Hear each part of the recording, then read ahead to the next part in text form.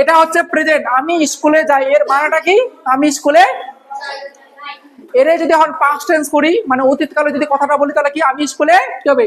আমি স্কুলে গিয়েছিলাম। আমি স্কুলে কি হবে? তাহলে ইংরেজিতে কি হবে? যখন আমরা অতীত বানাবো, তো এটা ভার্বের কত নম্বর রূপ? 1 নাম্বার। এটা কত নম্বর রূপ? এখানে ভার্বের কত নম্বর রূপ আসবে? 2 নাম্বার। তাহলে গো এর 2 নাম্বার রূপ কি হবে? ওয়েন্ট। কি হবে? তাহলে আই ওয়েন্ট টু স্কুল। এটা ভার্বের কত নম্বর রূপ রে? 2 নাম্বার রূপ। কত নম্বর রূপ?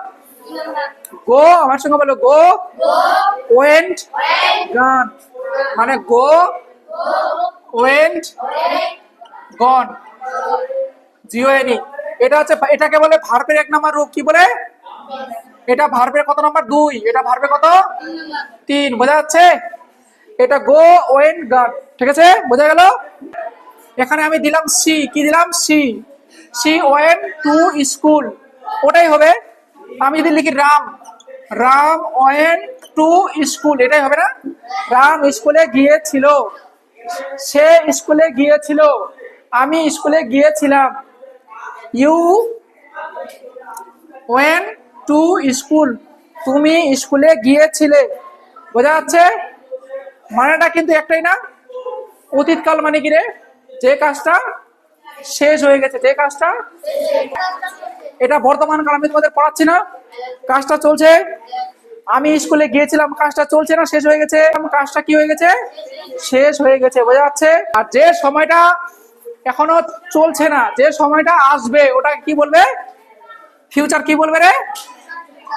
ফিউচার মানে কি? ভবিষ্যৎ। ফিউচার মানে কি? যে সময়টা আসবে। তাহলে এটাকে যদি আমি ফিউচার বানাই, তাহলে কি হবে? বর্তমান হলো আমি স্কুলে যাই, অতীতকালে হলো আমি স্কুলে গিয়েছিলাম, তাহলে ভবিষ্যতে কি হবে বলো? ভবিষ্যতে কি হবে? আমি স্কুলে কি? আমি স্কুলে যাব। তাহলে কি হবে? আমি স্কুলে যাব। I shall go to school. তার মানে কি হলো? আমি স্কুলে যাব। এখানে ছিল আই গো টু স্কুল, আমি স্কুলে যাই। আই ওয়েন্ট টু স্কুল, আমি স্কুলে গিয়েছিলাম। এটা হচ্ছে পাস্ট টেন্স, মানে অতীত, যে সময়টা শেষ। ফিউচার মানে ভবিষ্যৎ, যে সময়টা আসবে। I shall go to school, আমি স্কুলে যাব।